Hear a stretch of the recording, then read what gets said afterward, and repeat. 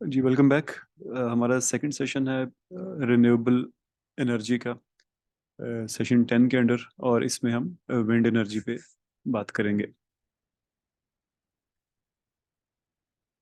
इसमें जो हमारे कंटेंट्स हैं, पहले हम विंड के बारे में समझेंगे ज़रा, उसके कुछ फंडामेंटल कैरेक्टरिस्टिक्स हैं जो कि बाद में हमें मदद देंगे। विंड फार्म्स की साइट कैसी होनी चाहिए उसकी सिलेक्शन में, विंड टरबाइन कैसा होना चाहिए उसकी सिलेक्शन में। फिर हम विंड पावर की बेसिक्स देखेंगे कि विंड पावर जो होती है वो किन किन वजहों से विंड विंड में ज़्यादा एनर्जी होती है और वो फिर टरबाइन को ज़्यादा अच्छा चला सकती है। उसके बाद हम विंड साइट एवेल्यूएशन के बारे में पढ़ेंगे कि जिस जगह पे हमने विंड फार्म लगाना है उसके कौन से कैरेक्टरिस्टिक्स हमने देखने हैं। और फिर हम ऑफ शोर विंड, यानी वो विंड के सोर्स जो समंदर में होते हैं, उनके बारे में देखेंगे। सबसे पहले देखते हैं विंड के कुछ कैरेक्टरिस्टिक्स। विंड जो है वो बेसिकली, जैसे हमने पिछले सेशन में देखा था, कि ये सोलर एनर्जी की वजह से चलती है। जो ज़मीन के मुख्तलिफ एरियाज, कुछ ज़्यादा गर्म होते हैं कुछ कम गर्म होते हैं, तो उनमें एक हीट डिफरेंशियल होता है, तो उस हीट डिफरेंशियल की वजह से विंड चलती है। बेसिकली इवन हीटिंग नहीं होती है, कुछ जगहों पे ज़्यादा हीटिंग होती है, कुछ जगहों पे कम हीटिंग होती है, तो उससे ये टेम्परेचर डिफरेंस बनता है। जो गर्म एयर होती है वो उठती है ऊपर की तरफ, और लो प्रेशर का एक रीजन क्रिएट होता है वहाँ पे। लो प्रेशर का रीजन का मतलब है कि अब उसको आके कोई चीज़ भरेगी। और जो कूल एयर होती है वो ठंडी हवा जो होती है वो नीचे सिंक करती है, वो हाई प्रेशर का रीजन क्रिएट करती है। तो ज़ाहिर है फिर हवा हाई प्रेशर से लो प्रेशर के रीजन की तरफ आती है, तो ठंडी हवा जो है उस जगह पे आती है जहाँ पे गर्मी थी, और जहाँ पे जो गर्म हवा ऊपर चल के वहाँ चली जाती है जहाँ पे गर्मी कम थी। तो इसकी वजह से हमें विंड का फ्लो मिलता है। अब विंड जो है वो, ये जो हमने पीछे बात की, ये तो लैंड पे की कि हमने विंड कैसे लैंड पे बनती है। जो शोर लाइन होती है, यानी वो जगह जहाँ पे समंदर और ज़मीन मिल रहे होते हैं, वहाँ पे हमें एक रिलायबल विंड का सोर्स मिलता है। रिलायबल इस वजह से कि ये एक डेली साइकिल होता है, क्योंकि चाहे गर्मी इस एरिया में जहाँ विंड, ज़मीन और समंदर मिल रहे हैं, कम हो या ज़्यादा हो, लेकिन बहरहाल ज़मीन की हीट में और समंदर की टेम्परेचर्स में, और ज़मीन और समंदर के टेम्परेचर्स में बहरहाल फ़र्क होता है। ओवरऑल टेम्परेचर जैसा भी हो, तो दिन के वक्त जब गर्मी पड़ रही होती है ज़मीन पे, तो ज़मीन वार्म होती है कंपेयर टू उस जगह पे। समंदर पे भी गर्मी पड़ रही होती है लेकिन समंदर उतना वार्म नहीं होता है। तो दिन के वक्त गर्म हवा ज़मीन से समंदर की तरफ चलती है, और ठंडी हवा समंदर से ज़मीन की तरफ चलती है, जैसा पीछे हमने साइकिल देखा था। और रात के वक्त इसका ऑपोजिट होता है। रात के वक्त क्या होता है कि अ, गर्म हवा समंदर से ज़मीन की तरफ वापस आती है, और ज़मीन चूंकि ठंडी हो चुकी होती है तो वहाँ पे लो प्रेशर क्रिएट होता है, तो हाई प्रेशर क्रिएट होता है, तो वो समंदर की तरफ जाती है। तो ये एक तो रिलायबल है, जैसा मैंने आपको कहा कि ये आप एक्सपेक्ट कर सकते हैं कि ये एक इसी पैटर्न पे हमेशा चलेगी, क्योंकि समंदर और ज़मीन का आपस में टेम्परेचर का एक डिफरेंशियल हमेशा रहता है। और दूसरा, ये स्ट्रॉन्गर होती हैं, ज़रा बाद में हम रीजंस देखेंगे कि स्ट्रॉन्ग हवा जो है मुख्तलिफ रीजंस की वजह से होती है, और वो रीजंस समंदर पे बहुत अच्छी तरह सेट आते हैं। अब दुनिया में जो हवा चलती है मुख्तलिफ जगहों पे, वो, जैसा फॉर एग्जांपल इस्लामाबाद में इस वक्त डिफरेंशियल की वजह से कुछ हवा चल रही है। शायद पंजाब के प्लेन्स में थोड़ी गर्मी हो, इस्लामाबाद में थोड़ी कम गर्मी हो, तो वहाँ पे जो डिफरेंशियल्स क्रिएट होते हैं उनकी वजह से हवा का साइकिल चलेगा। इसी तरह अफगानिस्तान में कहीं काबुल एरिया के अराउंड इसी तरह का एक डिफरेंशियल चल रहा होगा। इसी तरह एक डिफरेंशियल गिलगित के एरिया में चल रहा होगा। तो ये इंडिपेंडेंट नहीं होते हैं, ऑब्वियसली एक दूसरे से इंटरेक्ट करते हैं। फिर ना सिर्फ ये इंटरेक्ट करते हैं, बल्कि और भी बहुत सारे फैक्टर्स होते हैं जो इनके साथ इंटरेक्ट कर रहे होते हैं। तो देखते हैं वो कौन से कॉम्प्लेक्स फैक्टर्स हैं और वो कौन से कॉम्प्लेक्स इंटरेक्शंस हैं जिनकी वजह से पूरी दुनिया में हवा के करंट्स का एक स्पेसिफिक पैटर्न बनता है। तो इनमें पहला फैक्टर होता है लॉन्गिट्यूडनल लोकेशन, यानी आप ज़मीन में कहाँ पे मौजूद हैं। आप इक्वेटर पे मौजूद हैं, या आप पोल्स पे मौजूद हैं, या आप उनके बीच में ट्रॉपिक्स के करीब हैं वहाँ पे मौजूद हैं, क्योंकि इक्वेटर पे ज़्यादा धूप पड़ती है और पोल्स पे कम धूप पड़ती है। तो इसी तरह उनके बीच का एरिया होता है वो दरमियान में होता है, तो इन सब के विंड पैटर्न्स भी पर मुख्तलिफ होते हैं। उसके बाद ज़मीन का और सी का जो इंटरफेस होता है, जो हमने पीछे देखा था, शोर लाइंस जो होती हैं, तो वहाँ पे एक सेट पैटर्न चल रहा होता है। फिर जो ज़मीन की टोपोग्राफी होती है, यानी पहाड़, और कहीं पहाड़ हैं, कहीं छोटी हिल्स हैं, कहीं नहीं है ये, फिर इसी तरह कहीं पे बड़ी बड़ी बिल्डिंग्स हैं, कहीं पे नहीं है। फिर इसी तरह कुछ जगहों पे हाइट ज़्यादा है, कुछ जगहों पे हाइट कम है। प्लेन्स की हाइट ही कुछ जगहों पे बहुत ज़्यादा होती है, कुछ जगहों पे बहुत कम होती है, तो उससे फ़र्क पड़ता है हवा के फ्लो को। फिर वेजिटेशन से फ़र्क पड़ता है, कहीं फॉरेस्ट हैं बड़े बड़े, बहुत ऊंचे ऊंचे दरख्त हैं, कहीं छोटे छोटे दरख्त हैं, कहीं सवानाज हैं, बिल्कुल भी दरख्त नहीं है, कहीं इस तरह आपके पास डेजर्ट की तरह के एरियाज हैं। और फिर आखिर में एक कोरियोलिस इफेक्ट एक चीज़ होती है कि ये ऊपर वाले सारे फैक्टर्स की वजह से तो एक पैटर्न बन गया पूरी दुनिया में विंड का ना। फिर जब ज़मीन घूमती है इस पैटर्न के अंदर, तो वो एक कर्व देती है सारी की सारी हवा को, तो वो एक और बहुत बड़ा स्ट्रॉन्ग इफेक्ट होता है, कोरियोलिस इफेक्ट। तो ये सब चीज़ें आपस में मिल के विंड के करंट्स बनाती हैं पूरी दुनिया में। ये जो आप बड़ी वाली डायग्राम देख सकते हैं, जिसके इर्द गिर्द ब्लू बॉक्सेस आपको नज़र आ रहे हैं, इनफैक्ट इनको बॉक्सेस ही कहते हैं। ये डायग्राम आपको ये वेबसाइट है surfertoday.com, वहाँ पे आप जाएंगे तो इसको बड़ी डिटेल में एक्सप्लेन किया हुआ है कि तीन किस्म की वहाँ पे विंड्स हैं, ट्रेड विंड्स, प्रिवेलिंग वेस्टर्लीज और पोलर ईस्टर्लीज, ये कैसे चलती हैं। और फिर ना सिर्फ ओवरऑल बल्कि मुख्तलिफ एरियाज़ के बारे में के स्पेसिफिक भी उन्होंने बताया हुआ है कि नॉर्थ अमेरिका को कैसे अफेक्ट करती हैं वगैरह वगैरह। और ये जो नीचे वाली डायग्राम है, ये फिर उसके अंदर, यानी इन तीन के अंदर भी बहुत सारी इसके सब पार्ट्स हैं, तो उसको भी एक्सप्लेन किया हुआ है। तो आप इन चीज़ को अगर डिटेल में देखना चाहते हैं, तो ये बहुत अच्छी 3 वीडियोस मौजूद हैं यूट्यूब पे, जो कि ये छोटी छोटी वीडियोस हैं, 3, 5 और 6 मिनट की वीडियोस हैं ये। तो ये आपको इन मुख्तलिफ रीजंस जो हमने यहाँ लिखे हैं जिसकी वजह से विंड करंट्स जनरेट होते हैं, और फाइनली उनका इफेक्ट क्या होता है, और कौन कौन से पैटर्न्स बनते हैं विंड्स के, उसके बारे में एक बहुत अच्छी ब्रीफ ही आपको बताती है। तो ये चीज़ हमें इस चीज़ में हेल्प करती है कि हम रफली देख सकते हैं कि हमारे एरिया में किस वेदर के साथ, किस मौसम के साथ क्या विंड एक्सपेक्टेड है। दूसरा करेक्टरिस्टिक विंड का होता है विंड स्पीड। विंड स्पीड को जनरली मीटर पर सेकंड में मेजर किया जाता है, और ये कुछ टिपिकल स्पीड्स लिखी हुई हैं यहाँ पे। अब इन स्पीड्स में जो आप मीटर पर सेकंड देखें, इसके सामने फिर किलोमीटर पर आवर लिखा हुआ है। तो नॉर्मली 40 किलोमीटर्स पर आवर पे, जो कि कहीं तकरीबन 14 किलोमीटर्स पर सेकंड बनता है, 14 मीटर्स पर सेकंड, उसके बाद ख़तरनाक हवाएं शुरू हो जाती हैं, और अब ज़्यादातर बहुत सारे विंड टरबाइंस जो हैं वो बंद हो जाते हैं।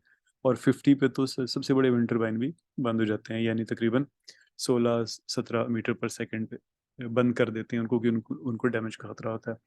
जो आपके छोटे विंड टरबाइंस होते हैं वो 2-3 मीटर पर सेकंड पे रोटेट होना शुरू कर देते हैं। जो बड़े विंड टरबाइंस होते हैं वो तकरीबन 5 पे रोटेट होना शुरू कर देते हैं। और 7 को अच्छी विंड समझा जाता है। वो ऐसे एरियाज में जहाँ पे ह्यूमिडिटी कम है, जहाँ पे टेम्परेचर्स भी कम है, और टेरेन भी स्मूथ है, तो वहाँ पे 7 अच्छी क्वालिटी की विंड होती है, और वो अच्छी पावर जनरेट होती है उससे। लेकिन ये जो मैंने आपको 2-3 फैक्टर्स बताए, वो आगे हम इनको देखेंगे। तो ये अगर हो तो फिर आपको थोड़ी ज़्यादा विंड स्पीड चाहिए होती है, और विंड के अंदर टर्बुलेंस भी इंपॉर्टेंट होती है। टर्बुलेंस ना हो तो विंड ज़्यादा अच्छी होती है। ये ग्लोबल विंड स्पीड का मैप है। ये मुख्तलिफ जगहों पे आपको दुनिया में बता रहा है कि एवरेज, यानी ईयरली एवरेज क्या है विंड स्पीड की मुख्तलिफ एरियाज में।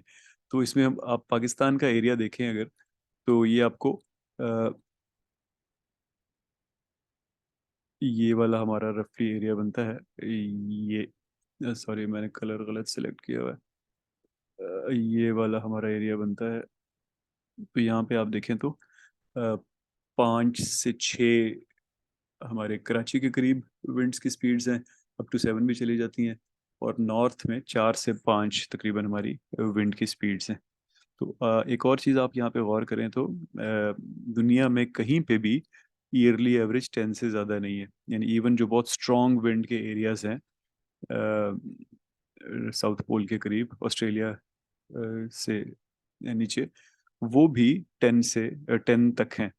जाहिर है ये एवरेज की बात हो रही है, सिंगल इंस्टेंस में किसी एक बैड वेदर में तो ज़ाहिर 100 किलोमीटर से भी ऊपर चली जाती है। इसी तरह करस्पॉन्डिंग मीटर पर सेकंड फिर आप उसके कैलकुलेट कर सकते हैं। तो अब इसमें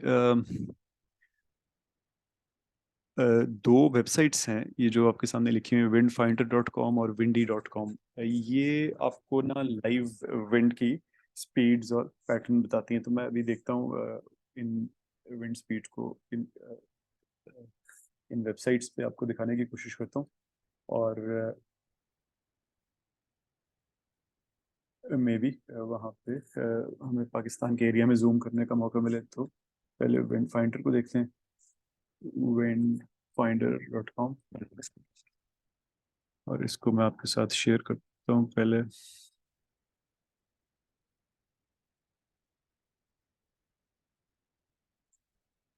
ये होपफुली अभी आपको ये नज़र आ रही होगी। तो मैं यहाँ पे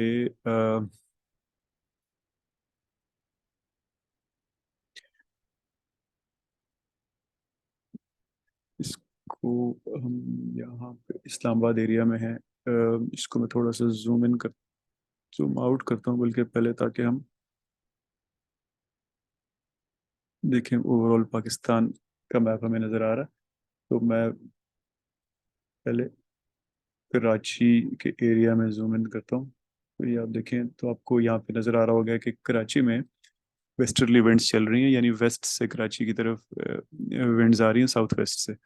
और अच्छी अच्छी स्पीड की विंड है ये।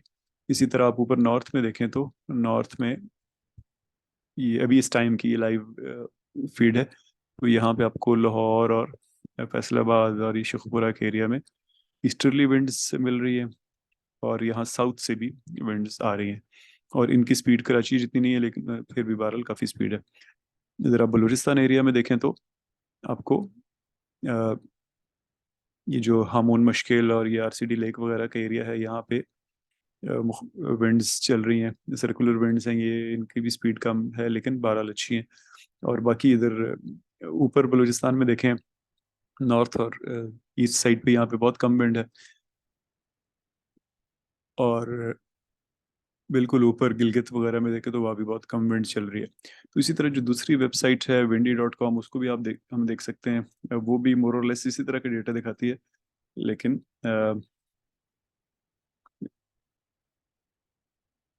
यहाँ पे आप देखें तो वही डेटा नज़र आ रहा है कि कराची में वेस्टर्ली विंड्स चल रही हैं, और ऊपर नॉर्थ में हमारे पास सर्कुलर विंड्स हैं, दोनों साइड से आ रही हैं। और यहाँ पे साथ साथ टेम्परेचर्स भी हैं, तो आप फिर टेम्परेचर और विंड को भी रिलेट कर सकते हैं। और इसमें एक्चुअली इस वेबसाइट पे बहुत सारी डिटेल है, तो आप इस साइट से चीज़ें सेलेक्ट करके रेन की लुक भी देख सकते हैं, कहीं स्नो है तो वो भी देख सकते हैं। इसी तरह क्लाउड्स वगैरह बहुत सारी चीज़ें हैं जिनको आप इस वेबसाइट पे देख सकते हैं। तो जो आप में से जो लोग डिटेल में इंटरेस्टेड हैं वो इन दोनों वेबसाइट्स पे डिटेल्स को देख सकते हैं।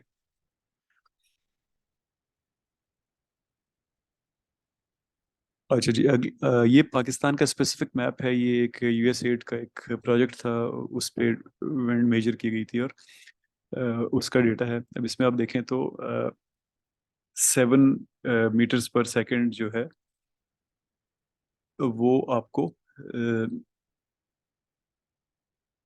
जहाँ जहाँ ये रेड और ब्राउनिश से कलर हैं, यहाँ पे आपको 7+ की विंड्स मिल रही हैं। इवन थोड़ा जो लाइट सा कलर है वहाँ पे भी 7+ है। तो ये आपको 7+ कराची हैदराबाद कॉरिडोर में मिल रही हैं। यहाँ पे दो विंड कॉरिडोर अब एक्टिव हैं, एक गारो साकरो का और एक झिम्पीर का कॉरिडोर। तो इसको ऑलरेडी यूटिलाइजेशन वहाँ पे तकरीबन 2,000 मेगावाट के करीब अब किसी वक्त पहुंच जाएगी। तो इसमें मुख्तलिफ बेसिकली प्राइवेट सेक्टर ने बहुत सारे वहाँ पे इस एरिया में जो आपको बॉटम पे नज़र आ रहा है विंड फार्म्स लगाए हुए हैं। ये वाला जो आपका कराची हैदराबाद का एरिया है, यहाँ पे दो कॉरिडोर्स हैं, अच्छी विंड है। फिर ये वाला जो एरिया है, सॉरी, ये आरसीटी लेक का एरिया, ये हमर मशकिल लेक लेक का एरिया ईरान के बॉर्डर के साथ, यहाँ पे भी अच्छी विंड्स हैं। लेकिन यहाँ पे एक्सेस नहीं है, तो यहाँ पे अभी तक कोई टर्बाइंस वगैरह नहीं लगे हुए, या छोटे कुछ टर्बाइंस हैं। इसी तरह नॉर्थ में अगर आप देखें तो ये इस्लामाबाद से लाहौर आते हुए जहाँ पे सॉल्ट माइंस वगैरह का एरिया है, वहाँ पे तो कुछ अच्छी विंड्स हैं। इसी तरह और भी मुख्तलिफ जगहों पे अच्छी विंड्स हैं, लेकिन ओवरऑल इन तीन चार एरियाज़ के अलावा पाकिस्तान में हमें अच्छी विंड्स, यानी 5 एंड अबव की विंड्स नहीं नहीं मिलती हैं। तो जिन जगहों पे है वहाँ पे इवन उनका भी जो पोटेंशियल है वो जो फॉर एग्जांपल ये सिर्फ हमारा घारो साकरो जो कराची हैदराबाद एरिया है, सिर्फ इसकी जो पोटेंशियल है वो 60,000 मेगावाट से ज़्यादा है। जबकि पाकिस्तान में नॉर्मली गर्मियों में 30-35 हज़ार मेगावाट से कभी भी ज़्यादा डिमांड नहीं बढ़ती है, और सर्दियों में तो 12-13 हज़ार तक भी नीचे आ जाती है। तो सिर्फ विंड की पोटेंशियल ही सिर्फ एक कॉरिडोर में, जो कराची हैदराबाद कॉरिडोर है, उसमें ही हमारी रिक्वायरमेंट से कई गुना ज़्यादा है। अच्छा जी, अगला विंड का करेक्टरिस्टिक है वेरिएबिलिटी, विंड स्पीड वेरिएबिलिटी। अब विंड स्पीड जो है वो स्टेबल नहीं रहती। हर साल, हर महीने, हर दिन, हर घंटे, हर मिनट, इवन हर सेकंड में चेंज होती है। ये आपके सामने वाले ग्राफ्स आपको बता रहे हैं कि ये 2006-07 के अंदर की वेरिएशन देखें, फिर उसके अंदर फरवरी की वेरिएशन देखें, फरवरी के अंदर कितनी वेरिएशन है, एंड सो ऑन। और फिर यहाँ पे अगर आप देखें, यहाँ पे ये 10 सेकंड के अंदर जो वेरिएशन है, राइट साइड वाला ग्राफ आपको दिखा रहा है कि विंड में कितनी आ रही है, कि 7 से लेके 10 मीटर पर सेकंड तक की ये फिश क्रीक के का डेटा है। तो ये एक और इम्पॉर्टेंट फैक्टर है विंड की वेरिएबिलिटी। क्यों? क्योंकि हमें तो रिलेटिवली स्टेबल विंड चाहिए होती है ना विंड टरबाइन को चलाने के लिए। तो अगर वेरिएबिलिटी होगी, इसका मतलब है कि फिर आपको जहाँ पे आपने विंड टरबाइन रखा हुआ है वहाँ पे साथ आपको फिर कुछ और भी रखना पड़ेगा, सोलर या किसी और फ्यूल से चलने वाला, ताकि आपको मुसलसल बिजली मिलती रहे।